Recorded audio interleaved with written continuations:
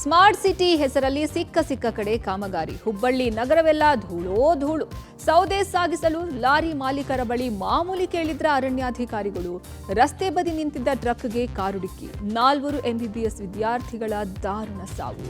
DKShi CM Rama Lakshmana ಇದ್ದಂಗೆ ಹೀಗಂತ ಹೇಳಿದ್ಯಾರು? ಈ ಎಲ್ಲ ಡೀಟೇಲ್ಸ್ ಅನ್ನ ನೋಡ್ತಾ ಹೋಗೋಣ ಕರ್ನಾಟಕ ಟಾಪ್ 20.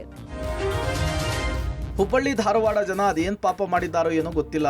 ರಾಜ್ಯದಲ್ಲಿ ಅತ್ಯಂತ ನಿರ್ಲಕ್ಷ್ಯ ಧೋರಣೆ ಮಹಾನಗರ ಪಾಲಿಕೆ ಪಡೆದುಕೊಂಡಿದೆ. ಒಂದು ಕಡೆ ಸ್ಮಾರ್ಟ್ ಸಿಟಿ ಅಂತ ಸಿಕ್ಕ ಕಡೆ ಕಾಮಗಾರಿ ಆರಂಭಿಸ್ತಾರೆ. ಆ ಕಾಮಗಾರಿ ಇನ್ನೂ ಕೂಡ ಮುಗಿತಾ ಇಲ್ಲ. ಆದ್ರೆ ಆ ಸ್ಮಾರ್ಟ್ ಸಿಟಿ ಯೋಜನೆಯ ಅವಧಿಯೇ ಮುಗ್ದಿದೆ. ಇದರಿಂದ ಅವಳಿ ನಗರದ ಜನರಿಗೆ ಸಿಕ್ಕಿರುವ ಸೌಲಭ್ಯ ಅಂದ್ರೆ ಹಳ್ಳದಂತೆ ಗುಂಡಿಗಳು ಬಿದ್ದಿರುವಂತಹ ರಸ್ತೆಗಳು, ಧೂಳಿನಿಂದ ತುಂಬಿ ತುಳುಕ್ತಾ ಇರುವ ನಗರ. ಇಷ್ಟು ದಿನ ಕಾಮಗಾರಿಯಲ್ಲಿ ಭ್ರಷ್ಟಾಚಾರ ನಡೆಸಿ ಜೇಬ್ ತುಂಬಿಸಿಕೊಂಡ ಪಾಲಿಕೆ ಅಧಿಕಾರಿಗಳು ಈಗ ಧೂಳಿನ ಕಣದಲ್ಲಿಯೂ ಕೂಡ ಭ್ರಷ್ಟಾಚಾರದ ಹೊಟ್ಟೆ ತುಂಬಿಸ್ಕೊಳ್ಳೋದಕ್ಕೆ ಮುಂದಾಗ್ತಿದ್ದಾರೆ ಅನ್ನುವಂತಹ ಡೌಟ್ ಮೂಡ್ತಾ ಇದೆ. ಒಂದು ಕಡೆ ಆಮೆಗತಿಯಲ್ಲಿ ಸಾಗ್ತಾ ಇರುವ ಫ್ಲೈಓವರ್ ಕಾಮಗಾರಿ, ಮತ್ತೊಂದು ಕಡೆ ನಗರವೆಲ್ಲ ಧೂಳು. ಇದರ ಮಧ್ಯೆ ವಾಹನ ಸವಾರರು ಹೇಳತಿರದಂತಹ ಸಂಕಷ್ಟವನ್ನು ಎದುರಿಸ್ತಾ ಇದ್ದಾರೆ.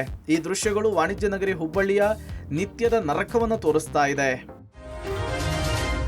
ಸೌದೆ ಸಾಗಿಸೋಕೆ ಲಾರಿ ಮಾಲೀಕರು ಪ್ರತಿ ತಿಂಗಳು 5,000 ರೂಪಾಯಿ ಮಾಮೂಲಿ ನೀಡುವಂತೆ ಉಪ ಅರಣ್ಯ ವಲಯಾಧಿಕಾರಿ ಧಮಕಿ ಹಾಕಿರುವ ಘಟನೆ ರಾಮನಗರದಲ್ಲಿ ನಡೆದಿದೆ. ರಾಮನಗರ ಉಪ ಅರಣ್ಯ ವಲಯಾಧಿಕಾರಿ ರಾಜಶೇಖರಯ್ಯ ಭ್ರಷ್ಟಾಚಾರ ಬೆಳಕಿಗೆ ಬಂದಿದ್ದು, ಪ್ರತಿ ತಿಂಗಳು ಮಾಮೂಲಿ ನೀಡುವಂತೆ ಕೇಳಿರುವ ಆಡಿಯೋ ಸಾಮಾಜಿಕ ಜಾಲತಾಣದಲ್ಲಿ ವೈರಲ್ ಆಗಿದೆ.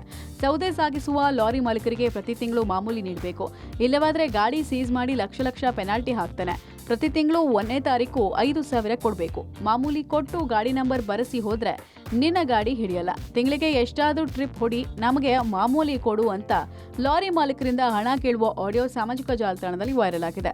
ಅಲ್ಲದೆ ಈ ಅಧಿಕಾರಿ ಮೇಲೆ ಅರಣ್ಯ ಸಂಪತ್ತನ್ನ ಲೂಟಿ ಮಾಡಿರುವ ಆರೋಪ ಕೂಡ ಕೇಳಿಬಂದಿದ್ದು, ಭ್ರಷ್ಟ ಅಧಿಕಾರಿ ವಿರುದ್ಧ ಸೂಕ್ತ ಕ್ರಮ ಜರುಗಿಸುವಂತೆ ಕರ್ನಾಟಕ ಯುವ ರಕ್ಷಣಾ ಸಮಿತಿ ಸದಸ್ಯರು ರಾಮನಗರ DCFಗೆ ದೂರು ಸಲ್ಲಿಸಿದ್ದಾರೆ. ಉಪ ವಲಯ ಅರಣ್ಯಾಧಿಕಾರಿ ರಾಜಶೇಖರಯ್ಯ ಅವ್ರ ಮೇಲೆ ದೂರು ಕೊಟ್ಟಿದ್ದೀವಿ. ದೂರು ಅರ್ಜಿಯನ್ನು ಅವ್ರು ಏನು ಮಾಡ್ತಾರಪ್ಪ ಅಂದರೆ, ಅವ್ರ ವ್ಯಾಪ್ತಿಗೆ ಬರದೇ ಇರೋಂಥದ್ದು ಹೆಜ್ಜಲ ಚೆಕ್ ಪೋಸ್ಟ್ ಹತ್ರ ಮೇನ್ ರೋಡಲ್ಲಿ ಗಾಡಿ ಹಿಡ್ದು ಸೌದೆ ಗಾಡಿ ಹಿಡ್ದು ಅವ್ರ ವ್ಯಾಪ್ತಿಗೆ ಬರೋದೇ ಇಲ್ಲ. ಸೌದೆ ಗಾಡಿ ಹಿಡಿದು ದುಡ್ಡಿಗೆ ಡಿಮ್ಯಾಂಡ್ ಮಾಡ್ತಾರೆ. ಅದು ಕೂಡ ನನ್ನ ಆಡಿಯೋ ಇದ್ದಾವೆ ಮತ್ತು ವಿಡಿಯೋ ಇದ್ದಾವೆ.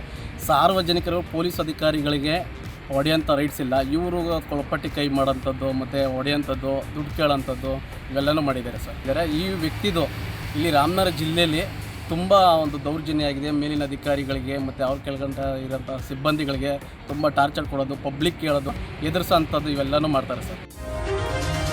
ರಸ್ತೆ ಬದಿ ನಿಂತಿದ್ದ ಟ್ರಕ್ಗೆ ಕಾರು ಡಿಕ್ಕಿ ಹೊಡೆದ ಪರಿಣಾಮ 4 MBBS ವಿದ್ಯಾರ್ಥಿಗಳು ಸ್ಥಳದಲ್ಲೇ ಮೃತಪಟ್ಟಿರುವ ಘಟನೆ ಉತ್ತರ ಪ್ರದೇಶದ ಅಮ್ರೋಹಾ ಜಿಲ್ಲೆಯಲ್ಲಿ ನಡೆದಿದೆ. ಅಮ್ರೋಹಾ ಜಿಲ್ಲೆಯ ರಾಜಪುರ ಪೊಲೀಸ್ ಠಾಣೆ ಪ್ರದೇಶದ ಫ್ಲೈಓವರ್ ಬಳಿ ಭೀಕರ ಅಪಘಾತ ಸಂಭವಿಸಿದೆ. ವೇಗವಾಗಿ ಬರ್ತಾ ಇದ್ದ ಕಾರು ನಿಂತಿದ್ದ ಟ್ರಕ್ಗೆ ಡಿಕ್ಕಿ ಹೊಡೆದಿದೆ. ಡಿಕ್ಕಿ ರಭಸಕ್ಕೆ ಕಾರು ಸಂಪೂರ್ಣ ನಜ್ಜುಗುಜ್ಜಾಗಿತ್ತು. ಸ್ಥಳದಲ್ಲೇ 4 ವಿದ್ಯಾರ್ಥಿಗಳು ಸಾವನ್ನಪ್ಪಿದ್ದಾರೆ. ಮೃತ ವಿದ್ಯಾರ್ಥಿಗಳು ಮೀರತ್ನಿಂದ ಗಾಜಿಯಾಬಾದ್ಗೆ ತೆರಳುತ್ತಾ ಇದ್ರು ಎನ್ನಲಾಗಿದೆ. ಘಟನೆಯ ಬಳಿಕ ಕಾರಿನ ಭಾಗಗಳನ್ನು ಕತ್ತರಿಸಿ ಮೃತದೇಹವನ್ನು ಕಾರಿನಿಂದ ಹೊರತೆಗೆಯಲಾಗಿದೆ. ಅಪಘಾತದ ಬಳಿಕ ಟ್ರಕ್ ಚಾಲಕ ಸ್ಥಳದಿಂದ ಪರಾರಿಯಾಗಿದ್ದಾನೆ. ಘಟನಾ ಸ್ಥಳಕ್ಕೆ ಪೊಲೀಸರು ಭೇಟಿ ಕೊಟ್ಟು ಪರಿಶೀಲನೆ ನಡೆಸಿದ್ದಾರೆ. ಡಿಕೆ ಶಿವಕುಮಾರ್ ಮತ್ತು ಸಿದ್ದರಾಮಯ್ಯ ರಾಮ ಲಕ್ಷ್ಮಣ ಇದ್ದಂಗಿದ್ದಾರೆ. ಬ್ರೇಕ್ಫಾಸ್ಟ್ ಡಿನ್ನರ್ ಮಾಡಿದ್ರೆ ಬಿಜೆಪಿಯವರಿಗೆ ಏನ್ ತೊಂದರೆ ಅಂತ ವಿಧಾನ ಪರಿಷತ್ ಮುಖ್ಯ ಸಚೇತಕ ಸಲೀಂ ಅಹಮದ್ ಬಿಜೆಪಿ ನಾಯಕರಿಗೆ ಟಾಂಗ್ ಕೊಟ್ಟಿದ್ದಾರೆ. ನಮ್ಮಲ್ಲಿರುವ ಸಣ್ಣ ಪುಟ್ಟ ಭಿನ್ನಾಭಿಪ್ರಾಯಗಳನ್ನ ಸರಿಪಡಿಸೋಕೆ ಹೈಕಮಾಂಡ್ ಇದೆ. ಆದ್ರೆ ಬಿಜೆಪಿಯವರು ಮೊಸರಲ್ಲಿ ಕಲ್ಲು ಹುಡುಕುವ ಕೆಲಸ ಮಾಡಬಾರದು. ನಮ್ಮಲ್ಲಿ ಯಾವುದೇ ಭಿನ್ನಾಭಿಪ್ರಾಯ ಇಲ್ಲ, ಒಗ್ಗಟ್ಟಾಗಿದ್ದೀವಿ ಅಂದ್ರು. ನಮ್ಮಲ್ಲಿ ಮಲ್ಲಿಕಾರ್ಜುನ್ ಖರ್ಗೆ, ರಾಹುಲ್ ಗಾಂಧಿ, ಸೋನಿಯಾ ಗಾಂಧಿ ಸೇರಿ ಹಿರಿಯರ ಹೈಕಮಾಂಡ್ ಇದೆ. ಬಿಜೆಪಿಯಲ್ಲಿರುವಂತೆ ಮೋದಿ, ಅಮಿತ್ ಶಾ ಹೈಕಮಾಂಡ್ ಅಲ್ಲ ಅಂತ ಟಾಂಗ್ ಕೊಟ್ರು. ಇತ್ತ ಸಿಎಂ ಬದಲಾವಣೆ ಖಚಿತ ಅಂತ ಶಾಸಕ ಜನಾರ್ದನ್ ರೆಡ್ಡಿ ಹೇಳಿದ್ದಾರೆ. ರೈತರು ಏನಾದ್ರೂ ಮಾಡ್ಲಿ, ಹಾಳಾಗಿ ಹೋಗ್ಲಿ, ನಮ್ ಕುರ್ಚಿ ಭದ್ರವಾಗಿರ್ಲಿ ಅಂತ ಸಿಎಂ ಡಿಸಿಎಂ ತಮ್ಮ ಕುರ್ಚಿ ಕಾದಾಟದಲ್ಲಿದ್ದಾರೆ ಅಂತ ಕಿಡಿಕಾರಿದ್ರು. ನಿಮ್ಗೆ ಯಾಕೆ ಬ್ರೇಕ್ಫಾಸ್ಟ್ ಮಾಡೋದು ಅಂದ್ರೆ ಸಿದ್ದರಾಮಯ್ಯ ಅವರು, ಡಿಕೆ ಶಿವಕುಮಾರ್ ಅವರು ರಾಮ ಲಕ್ಷ್ಮಣ ಅಂತ ಇದ್ದಾರೆ. ಅದೇ ಬಿಜೆಪಿ ಅವ್ರಿಗೆ ಯಾಕೆ ತೊಂದ್ರೆ?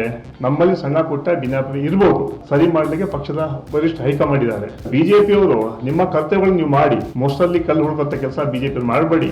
ನಮ್ಮಲ್ಲಿ ಯಾವುದೇ ಭಿನ್ನಾಭಿಪ್ರಾಯ ಇಲ್ಲ. ಬಿಜೆಪಿ ತರ ಬರೀ ನರೇಂದ್ರ ಮೋದಿ, ಅಮಿತ್ ಶಾ ಅಲ್ಲ ನಮ್ದು. ಸಿಎಂ ಬದಲಾವಣೆ ಆಗೋದು ನಿಶ್ಚಿತ, ಅದರಲ್ಲೇನು ಸಂಶಯ ಏನಿಲ್ಲ. ಆದ್ರೆ ಅವರು ಆ ಒಂದು ಗೊಂದಲದಲ್ಲಿ ರೈತರ ಒಂದು ಹಿತಾಸಕ್ತಿ, ರೈತರು ಇಷ್ಟೆಲ್ಲ ಬೀದಿಗೆ ಬಿದ್ದು ಹೋರಾಟ ಮಾಡ್ತಾ ಇದ್ದಾರೆ ಅಂತಂದ್ರೆ ರೈತರಿಗೋಸ್ಕರ 1 ಗಂಟೆ ಸಮಯ ಅವರು ಕೇಟಾಯಿಸಿದ್ರು ಕೂಡ ರೈತರ ಸಮಸ್ಯೆ ಎಷ್ಟೋ ಸಾಲ್ವ್ ಆಗುತ್ತೆ. ಯಾರು ಹೆಂಗಾದ್ರೂ ಹೋಗ್ಲಿ, ರೈತರಾದ್ರೂ ಹಾಳಾಗೋಗ್ಲಿ, ಜನರು ಏನೇ ಹಾಳಾಗೋಗ್ಲಿ, ಅವ್ರ ಕಣ್ಣೀರು ನಮಗೆ ಬೇಕಾಗಿಲ್ಲ, ನಮ್ಮ ಸೀಟ್ ನಮ್ಗೆ ಬೇಕು. ಸಿಲಿಂಡರ್ ಸೋರಿಕೆಯ ಹಿನ್ನೆಲೆಯಲ್ಲಿ ಅಡುಗೆ ಸಿಬ್ಬಂದಿಯ ಸಮಯ ಪ್ರಜ್ಞೆಯಿಂದಾಗಬಹುದಾದ ಭಾರೀ ಬೆಂಕಿ ಅನಾಹುತ ತಪ್ಪಿರುವ ಘಟನೆ ಬಾಗಲಕೋಟೆಯ ಎಪಿಎಂಸಿ ಬಳಿಯ ಸಂಜೀವಿ ಅಂಧ ಮಕ್ಕಳ ವಸತಿ ಶಾಲೆಯಲ್ಲಿ ನಡೆದಿದೆ. ನಿನ್ನೆ ತಡರಾತ್ರಿ ನಡೆದ ಘಟನೆ ಇದಾಗಿದ್ದು, ಅಂಧ ಮಕ್ಕಳ ವಸತಿ ಶಾಲೆಯ ಹಾಸ್ಟೆಲ್ನಲ್ಲಿ ಸಿಲಿಂಡರ್ ಸೋರಿಕೆಯಾಗಿ ಬೆಂಕಿ ಹೊತ್ತುಕೊಂಡಿತ್ತು. ತಕ್ಷಣ ಎಚ್ಚೆತ್ತಂತಹ ಅಡುಗೆ ಸಿಬ್ಬಂದಿ ಕೂಡಲೇ ಮಕ್ಕಳನ್ನ ಹೊರಗೆ ಕರೆದುಕೊಂಡು ಹೋಗಿ ರಕ್ಷಿಸಿದ್ದಾರೆ. ನಂತರ ಅಗ್ನಿಶಾಮಕ ದಳದ ಸಿಬ್ಬಂದಿಗೆ ಫೋನ್ ಮಾಡಿ ವಿಷಯ ಮುಟ್ಟಿಸಿದ್ದಾರೆ. ಕೂಡಲೇ ಸ್ಥಳಕ್ಕಾಗಮಿಸಿದ ಅಗ್ನಿಶಾಮಕ ದಳದ ಸಿಬ್ಬಂದಿಗಳು ಬೆಂಕಿ ನಂದಿಸಿದ್ದಾರೆ. ಅಡುಗೆ ಕೋಣೆಯಲ್ಲಿ ಇತರೆ 3 ಸಿಲಿಂಡರ್ಗಳಿದ್ವು.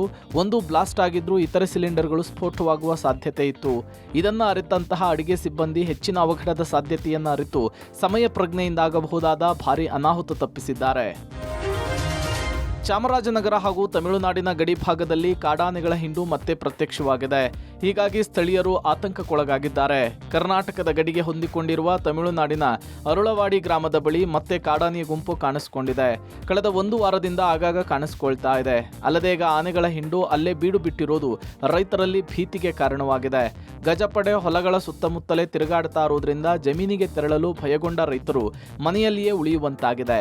ಕಾಡಾನೆಗಳನ್ನು ಸುರಕ್ಷಿತವಾಗಿ ಕಾಡಿನೊಳಗೆ ಓಡಿಸುವಂತೆ ಮತ್ತು ಗ್ರಾಮಗಳಿಗೆ ನುಗ್ಗದಂತೆ ಅಗತ್ಯ ಕ್ರಮ ಕೈಗೊಳ್ಳಲು ಅರಣ್ಯ ಇಲಾಖೆಗೆ ರೈತರು ಮನವಿ ಮಾಡಿದ್ದಾರೆ. ಕಾಡಾನೆ ಗುಂಪಾಗಿ ಹೋಗುವ ದೃಶ್ಯ ಸೆರೆಯಾಗಿದ್ದು ಸದ್ಯ ಸೋಷಿಯಲ್ ಮೀಡಿಯಾದಲ್ಲಿ ವಿಡಿಯೋ ವೈರಲ್ ಆಗಿದೆ.